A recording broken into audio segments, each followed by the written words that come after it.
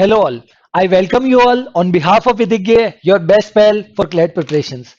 Here at Vidigya, we have come up with this unique initiative wherein we'll be doing a 360-degree analysis of those topics which are very relevant and very prominent as far as CLET 2021 exam is concerned.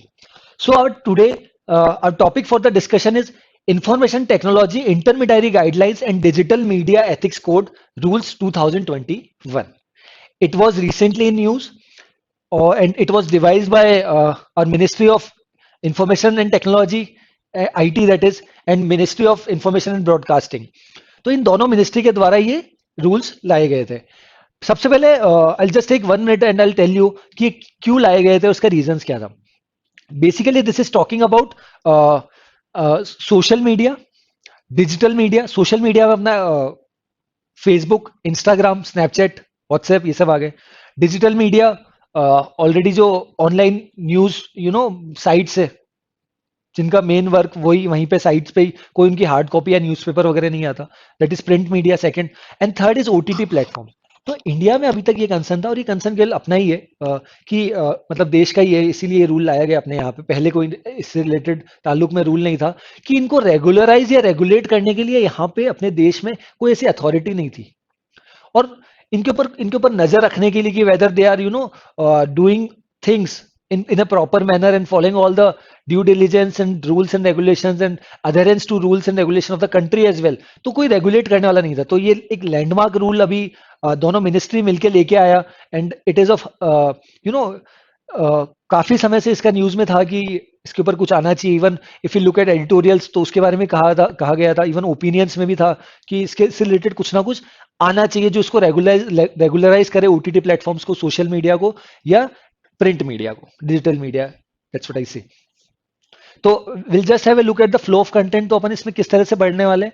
First of all will see कि why this particular thing was in news recently. Then will have a look at जो दोनों ministry ने और कौन से act के under में, IT act 2000. Then will have a look at the status कि इंडिया में कितने व्हाट्सएप यूजर्स है, कितने इंस्टाग्राम, कितने ओटीटी प्लेटफॉर्म, वो सब अपन समझेंगे. फिर कंसर्न्स. सबसे बड़ा इसमें इशू ये रूल इसलिए लाया गया क्योंकि कंसर्न्स थे. कंसर्न्स किसके थे? सोशल मीडिया के कंसर्न्स थे, फेक न्यूज वगैरह और corporate rivalry that will study. उसके अलावा ओटीटी प्लेटफॉर्म्स के जो कंसर्न थे, कोई रेगुलेट नहीं कर रहा था, अब्यूसिव लैंग्वेज, नॉक्शियस कंटेंट, वो सब चीजें आ रही थी. फिर उसके आगे देन विल स्टडी कि ड्यू डिलिजेंस किस तरह से इनको अब रखना है, नोडल ऑफिसर, कंप्लायंस ऑफिसर जो इनको इंडिया में एनी टाइम रखना है. तो वो सब चीज के बारे में then will study, and which is followed by quiz of 5 questions as well. So without any further ado, we'll just begin. A quote for you and me as well, that ships in harbor are safe, but that's not what ships are built for. We'll start. So what has happened? The Indian government has recently released the Information Technology Intermediary Guidelines and Digital Media Ethics Code Rules 2021. अभी recently India ने ये rule devise किया. इसका aim क्या था? To regularise. किसको regulate करना?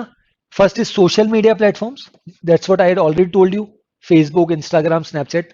Second digital media, बहुत सारे, प्रिंट्स, कॉल, वायर, वो सब. And third is OTT platforms, over the top. OTT का फुल फॉर्म. तो इसमें क्या क्या आ गया? अमेजॉन प्राइम आ गया, नेटफ्लिक्स आ गया, राइट, और भी बहुत सारे, सोनी लिव आ गया. तो वो सब आ जाता है इसके अंदर. अब बात करते हैं कि जिस तरह से इसको रेगुलेट करने की कोई अथॉरिटी नहीं थी, तो इसी वजह से रूल लाया गया. और गवर्नमेंट क्या सोचती है कि these all things includes like social media platforms, digital media and OTT platforms are not the mere intermediary, कि केवल वो एक ऐसा एक जरिया नहीं बन गए. And often they become publishers. This is a very bold statement. कहने का तात्पर्य ये है कि पहले ऐसा हुआ करता था कि एक इंटरमीडियरी का काम कर रहे हैं, कि if I wanted to post something on Twitter, मैं वहां पे जा रहा हूं और मैंने पोस्ट कर दिया, फेसबुक पे मैंने पोस्ट किया कुछ, राइट. तो they are acting as a platform, they are providing me a platform wherein I was expressing my thoughts, right. But now they have become publishers, because if I am following a particular ideology, or if someone is following a particular ideology, so what has happened? Suppose a person has relentlessly work and increase his or her Instagram followers for example 10,000. उसको 5 साल का समय लगा Instagram followers 10,000 बढ़ाने का, करने का, right.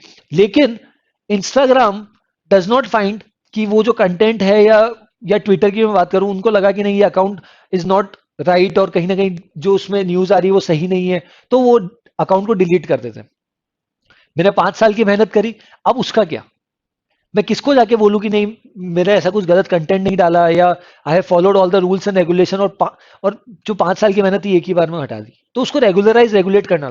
तो कहने का मतलब ये है कि ये लाना बहुत जरूरी था। और काफी, और ये तो केवल अपने सोशल मीडिया की बात करी, ओटीटी प्लेटफॉर्म्स की अगर अपन बात करते हैं, तो जो कंटेंट है उसके ऊपर कोई रेगुलेट करने वाला नहीं है, कंटेंट सही है, if it is hurting the sentiment of any religion, right, तो वो सब चीजें गलत हो रही थी, तो इसको रेगुलेट करने रेगुलाइज करने के लिए बहुत जरूरी था, इसी वजह से लाएगा। इसी वजह से गवर्नमेंट का एक टेक था कि they are not intermediary now, they have now become the publishers.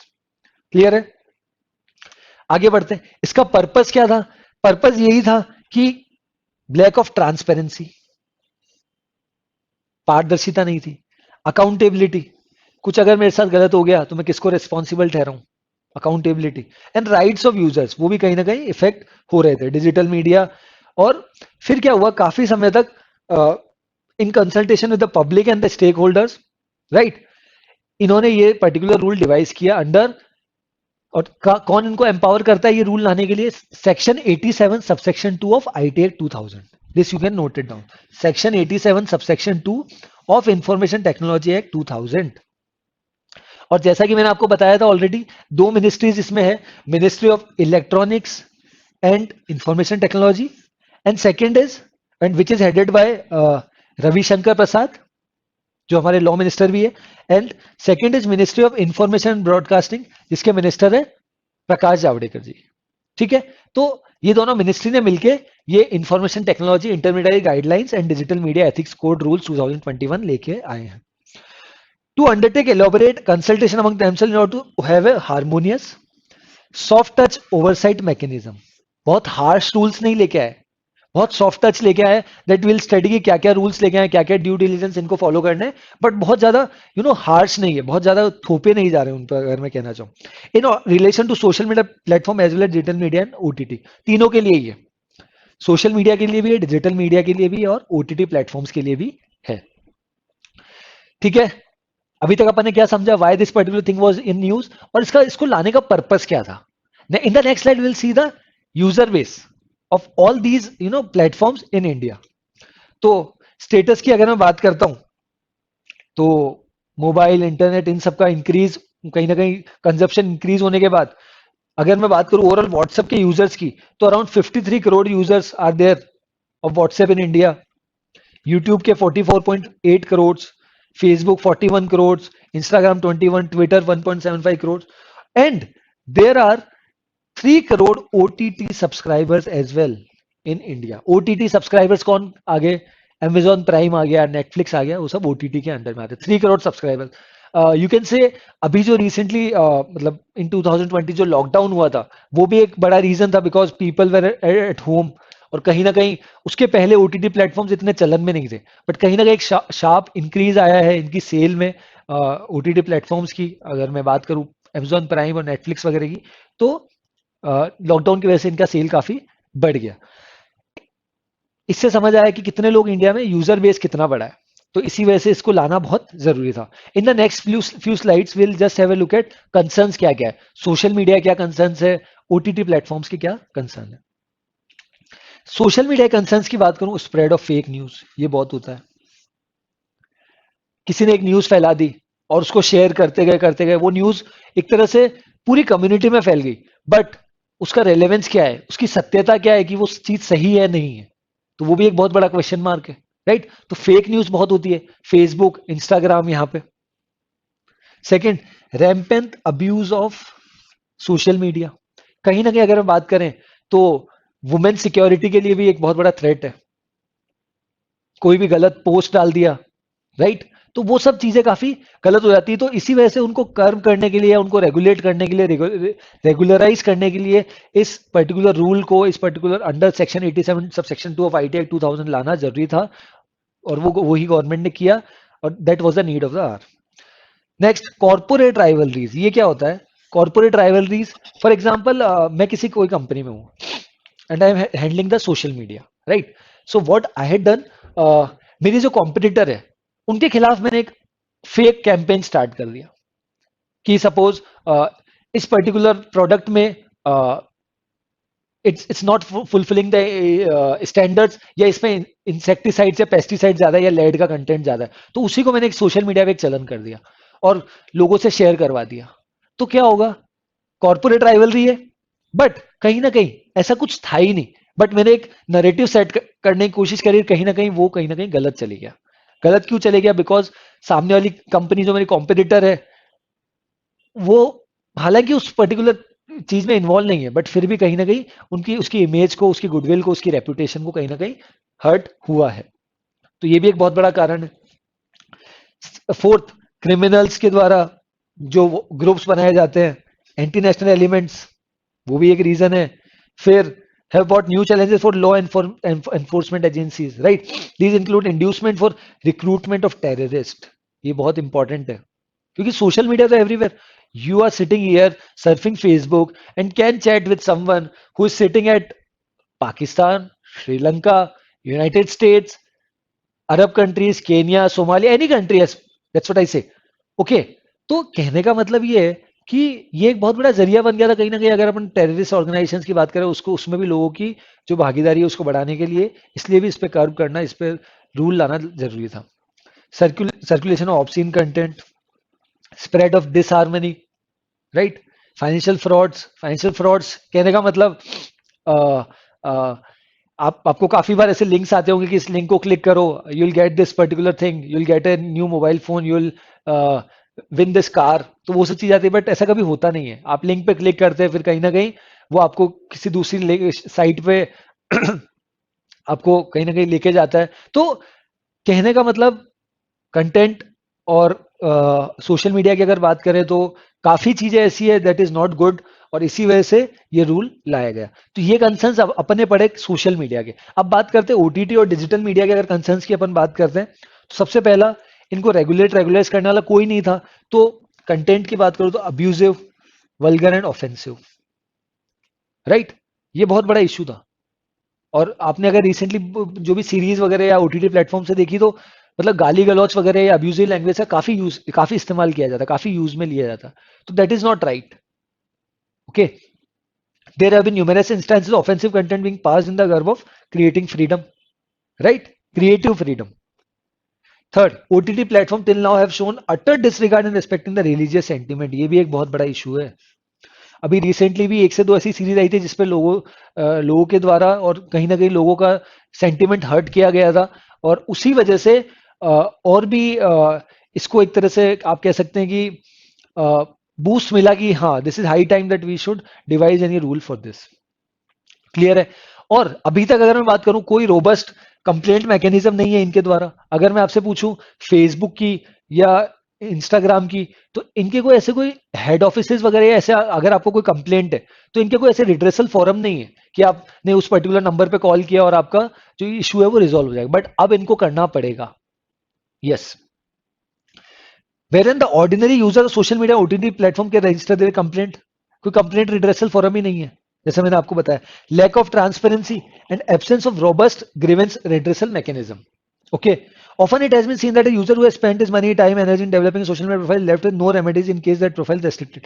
ये that's what I had already told you कि मैंने 5 साल मेहनत करके इंस्टाग्राम पे 10,000 फॉलोवर्स किए, and without any opportunity of being heard मेरे जो पर्टिकुलर पेज है या पर्टिकुलर जो मेरा अकाउंट है उसको डिलीट कर दिया गया। समझ रहे हैं? तो इसी वजह से भी इसको रेगुलेट करना काफी जरूरी था। अब बात करते हैं गाइडलाइंस की कि क्या क्या गाइडलाइंस आई है। First, due diligence to be followed by intermediaries. Intermediaries कौन कौन हो गए? यही, अगर मैं सोशल मीडिया की बात करूं, फेसबुक, इंस्टाग्राम वगैरह, डिजिटल मीडिया, तो प्रिंट, स्क्रॉल वगैरह काफी सारी वेबसाइट्स है। और अगर मैं ओटीटी प्लेटफॉर्म्स की बात करूं, अमेजॉन प्राइम, नेटफ्लिक्स वगैरह, ठीक है? तो due diligence has to be followed. Second, grievance redressal mechanism, जहां पे क्या होगा कि विद इन 24 आवर्स वो जो कंप्लेंट है वो उनको मिल जानी चाहिए, मतलब एक्नोलेज हो जाना चाहिए कि yes we have received your complaint, and within 15 days of receiving the complaint उस पर्टिकुलर जो कंप्लेंट है वो रिजॉल्व हो जानी चाहिए। 24 hours and 15 days, you can note it down. 24 hours and 15 days में क्या होना चाहिए, वो कंप्लेंट रिजॉल्व हो जानी चाहिए। हाँ, यहां एक इंपॉर्टेंट चीज आती है कि इन्होंने क्या किया है, सोशल मीडिया इंटरमीडियरीज को दो भागों में डिवाइड किया। एक हो गया सोशल मीडिया इंटरमीडियरी और एक हो गया सिग्निफिकेंट सोशल मीडिया इंटरमीडियरी। इसको समझना यहां पे बहुत जरूरी है कि सोशल मीडिया इंटरमीडियरी और सिग्निफिकेंट सोशल मीडिया इंटरमीडियरी में डिफरेंस क्या है। सपोज और इसका चयन किससे होता है, यूजर बेस से। अगर कोई पर्टिकुलर जो सोशल मीडिया प्लेटफॉर्म है वो ऑलरेडी बहुत ज्यादा मतलब फेमस है या ऑलरेडी बहुत ज्यादा वेल नोन है और बहुत ज्यादा सब्सक्राइबर्स है, so they have comes under the domain of significant social media intermediary. अगर मैं फेसबुक, इंस्टाग्राम, स्नैपचैट, व्हाट्सएप इन सब की बात करूं, so all these things, all these platforms have comes under the domain of significant social media intermediary, right. But अगर मैं केवल सोशल मीडिया इंटरमीडियरी की बात करता हूं तो उसमें अब कौन कौन लोग आ रहे हैं, क्योंकि इन्होंने इसको दो भागों में डिवाइड किया है। तो सिग्निफिकेंट सोशल मीडिया इंटरमीडियरी अपन समझ चुके हैं कि जो ऑलरेडी इसका यूजर बेस, इसके subscribers, users, already fan base बहुत बड़ा है। बट अगर सोशल मीडिया इंटरमीडियरी की अगर मैं बात करता हूं केवल, तो उसमें वो आएंगे, वो प्लेटफॉर्म्स आएंगे जो अभी नए हैं, जिसका इतना यूजर बेस नहीं है। बिकॉज अगर उन्हीं के ऊपर जो नए नए वेंचर्स है, अगर उन्हीं के ऊपर अगर अभी से ही स्टार्टिंग से अगर इतने रेगुलेशंस रूल्स लेके आ जाएंगे तो उनको सरवाइव करना और कहीं ना कहीं इन बड़े जो जायंट्स है उनको कंपटीशन देना बहुत टिपिकल हो जाएगा। इसी वजह से इंडियन गवर्नमेंट ने इसको बाइफरकेट किया है इन सिग्निफिकेंट सोशल मीडिया इंटरमीडियरी, जहां ऑलरेडी बहुत ज्यादा जो फेमस ऑलरेडी जो प्लेटफॉर्म्स है उनको रखा गया है, और सोशल मीडिया इंटरमीडियरी में उनको रखा गया है जो नए हैं और जिनको कहीं ना कहीं थोड़ा सा अभी इतने फेमस नहीं है और जिनका यूजर बेस अभी इतना नहीं है, तो उनके ऊपर इतने रूल्स नहीं है। क्लियर है। अब थोड़ा सा सिग्निफिकेंट सोशल मीडिया इंटरमीडियरी पे क्या क्या डिलीजेंस फॉलो करना है वो अपन समझते हैं। First, to appoint a chief compliance officer. क्या करना है, एक चीफ कंप्लायंस ऑफिसर को अपॉइंट करना है जो क्या करेगा, कंप्लायंस को सुनेगा, और वो person should be resident in India. ये हमेशा से इश्यू रहा है कि इनके रिड्रेसल फोरम तो रहती है बट वो अभी तक इंडिया में इनका कोई ऐसा नहीं है कि हाँ this is the concern person. तो लेकिन अब से after coming of this rule, chief compliance officer का होना, और he has to be a resident in India only. आप ऐसा नहीं बोल सकते कि वो रेसिडेंट बाहर रहता है, यूएस में रहता है या यूके में रहता है, तो कहीं ना कहीं टाइमलाइन ही मैच नहीं होती, तो वो कंप्लेंट कहीं रह जाती है। तो he has to be resident of India. Second, nodal of contact person appoint होना चाहिए 24/7 कोऑर्डिनेशन के लिए, और वो भी इंडिया में रिसाइड करना चाहिए, मतलब इंडिया में रहवास उसका होना चाहिए। Appoint a resident grievance officer, जैसा मैंने बताया, जो क्या करेगा, रिड्रेसल मैकेनिज्म जो है, जो रिड्रेसल फोरम बनेगा उसमें कहीं ना कहीं जो इशू है उसको रिजोल्व करेगा, और वो भी रेसिडेंट कहाँ का होना चाहिए, इंडियन ही रेसिडेंट होना चाहिए। ऐसा नहीं इंडियन ही होना चाहिए बट रेसिडेंट रहना उसका, रहवास उसका इंडिया में होना चाहिए। एक मंथली कंप्लायंस रिपोर्ट रिपोर्ट आनी चाहिए कि कितने कंप्लेंट्स आई, कितनों को सॉल्व किया, क्या क्या रीजन था, राइट, विद सब्जेक्ट, वो पूरी चीज उसमें आएगी। ये सब अपन बात करें about significant social media intermediary जो ऑलरेडी फेमस है, फेसबुक, इंस्टाग्राम, ट्विटर वगैरह, इनकी बात करें।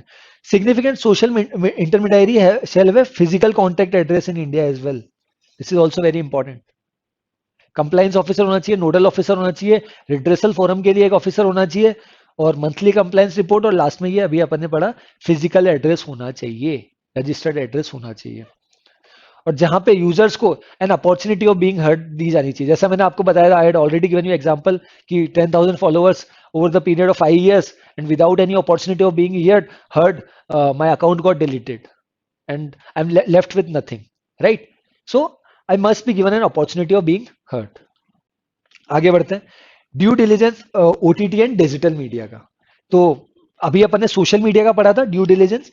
Now significant social media intermediate, अभी अपन पढ़ेंगे ओटीटी और डिजिटल मीडिया का। Okay, self classification of content. यहां पे क्या किया है, जो कंटेंट उसको 5 कैटेगरीज में डिवाइड किया है, बहुत इंपॉर्टेंट है, इसको नोट करेंगे अपन। 5 एज बेस्ड कैटेगरीज में उसको डिवाइड किया गया है। पहला U, that is universal. Second A, that is adult. Then UA +7, sorry, UA 7+, then UA 13+, and fifth is UA 16+। तो इसको 5 एज बेस्ड कैटेगरीज में डिवाइड किया है। एक ऐसा यूनिवर्सल जो सभी के लिए, एक एडल्ट 18+ के लिए, एक UA 7+ के लिए, एक UA 13+ के लिए, एक UA 16 प्लस के लिए। दिस इज वेरी इंपॉर्टेंट, आप पांचों इसको नोट कर सकते हैं। There are 5 age based categories जो उसमें बताई गई है on OTT and digital media. Platform will be required to implement parental locks. Parental locks जो ऑलरेडी होते हैं कि कहीं ना कहीं इस कंटेंट में अपन को ऑलरेडी पता है कि this is not good for the age limit of 7 years, तो कहीं ना कहीं पेरेंटल लॉक वो ओपन ही नहीं होगा, राइट। तो वो सब चीजें का भी इसमें ध्यान रखने की जरूरत है, ड्यू डिलिजेंस फॉलो करने की जरूरत है। Publishers of news on digital media would be required to observe, ये डिजिटल मीडिया के लिए, norms of journalistic conduct of PCI, that is Press Council of India, okay, and the program code under the Cable Television Network Regulation Act, thereby providing a level playing field between the offline and digital media. देखिए क्या होता है, अभी जब भी कोई अगर hard copy या न्यूज़पेपर की बात करते हैं अपन, तो उन सबको को रेगुलेट करने के लिए, न्यूज़ को रेगुलेट करने के कि सही है, ऑथेंटिक है, प्रेस काउंसिल ऑफ इंडिया और ये एक और अथॉरिटी है। बट जो डिजिटल मीडिया है उसको कोई कर्व करने के लिए या उसकी जो इंफॉर्मेशन है उसका सत्यापन करने के लिए कि वो इंफॉर्मेशन सही है या गलत है, कोई नहीं था। तो अब ये भी these digital platforms have also come under the domain of this particular Press Council of India as well as the programme code under the cable television network regulation act. Last, a 3-level grievance redressal mechanism has been established। तो उसमें first is self regulation by the publishers, जो intermediaries है वो खुद ही देखेंगे कि जो मतलब जो हमारे द्वारा कंटेंट है वो सही है, right. Second, self regulation by the self regulating bodies of the publishers. मतलब इसमें क्या होगा, एक बेसिकली कमेटी फॉर्म की जाएगी, 6 और 7 मेंबर कमेटी, जिसमें रिटायर्ड सुप्रीम कोर्ट जज, रिटायर्ड हाई कोर्ट जज, वो सब उसमें होंगे, और which has to be not more than 6%। तो वो उस पूरी कमेटी में रहेंगे और वो पूरा देखेंगे कि सब चीजें सही फॉलो हो रही है। और last level 3, that is oversight mechanism. तो 3 लेवल से level 1, level 2 and level 3।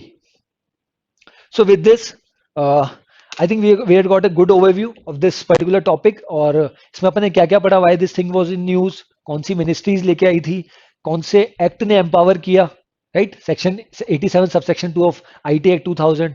Then concerns क्या थे, सोशल मीडिया के कंसर्न्स क्या थे, ओटीटी के क्या थे। Then we'll have a look at the difference between the social media intermediaries and significant social media intermediaries. और लास्ट में ड्यू डिलिजेंस, जो 3 टायर रिड्रेसल मैकेनिज्म अपन ने देखा। इसके अलावा जो कंप्लायंस ऑफिसर जो उनको रखने हैं, रिड्रेसल मैकेनिज्म, जो मंथली रिपोर्ट, राइट। तो उस सब से अपन को पूरा ओवरव्यू पता चल गया कि ये टॉपिक क्या कहना चाहता है। और अगर एग्जाम में any question has been asked with pertaining to this particular act, will be able to answer. Clear है? आगे बढ़ते हैं। It's time for quiz. Okay, so question number 1। Question number 1 क्या कहता है, from the press statement of the minister for information and broadcasting and minister for information technology, it seems that a new rule seeks to align in the online media and the social media platforms by intervening in their content. Which of the following has been replaced by 1 and 2? Here the question is asking about the name of the minister of information and broadcasting and the information technology. So that's what I already told in the initial slides, that the Minister of Information and Broadcasting is Prakash Javadekar and Minister of Information Technology is Mr. Ravi Shankar Prasad, who is the law minister of our country as well. Question number 2. Which law governs activities relating to the use of computer resources in India? The answer is IT Act 2000, right. और अगर इस rule की बात करें, information technology intermediary guidelines जो अभी अपन ने पढ़ा, digital media ethics code rules 2021, तो ये कहां से आया, कौन इसको एम्पावर करता है, section 87 subsection 2 of IT act 2000 जो अपन ने पढ़ा था। Correct answer is B. Question number 3, which of the following is incorrect? Please note the question is asking about the incorrect one. A, rampant use of social media attacking the dignity of women is a major concern. Yes. Spread of fake news, misuse of social media by criminals and anti-national elements, attempts to settle corporate rivalries, ये भी अपन ने पढ़ा, बिल्कुल सही। Defamatory and obscene content and blatant disrespectful to religious sentiment through platforms are growing. Fourth, identifying the originator, bringing them to justice was never a problem. Answer is D, that was a problem. Because we were not able to curb कि कौन ये गलत content डाल रहा है, और अगर कोई अगर उससे डिससेटिस्फाइड है या किसी के सेंटिमेंट हर्ट हो तो किसी के पास कोई प्लेटफॉर्म ही नहीं है, right. Question number 4. In how many age-based categories the content of OTT platform is required to be classified? This question is very important. We had already discussed. The correct answer is 5. U universal, A adult, UA 7+, UA 13+, and UA 16+. So the correct answer is option C. That is 5. Last question for this topic. Publishers of news on digital media would be required to observe A. Norms of journalistic conduct of the Press Council of India, that is PCI, and B. Program code under the Cable Television Network Regulation Act. तो अभी जैसे अपन ने पढ़ा था last few slides में कि दोनों regulatory bodies वो रेगुलेट करेगी किसको, डिजिटल मीडिया को. And the question is asking about the publishers of news would be required to observe. तो दोनों को ऑब्जर्व करना पड़ेगा, दोनों के अंडर में काम करना पड़ेगा, दोनों के डोमेन को फॉलो करना पड़ेगा. So the correct answer of this particular question is option C. So with this, we have got a pretty much good idea about this particular topic. And if any question comes in the examination, I hope you'll be able to answer the question. And with this, I think we are good to go. A quote for you that you get in life what you have the courage to ask for by Ofre Winfrey, right? So I think with this, I conclude my session. And be positive, stay logical, and stay ahead with Vidya, your best pal for CLAT preparations. And for all this content and other related stuff with regards to current affairs, you may visit the URL which has been provided in the description. That's all from my side. Thanks for watching. Thank you.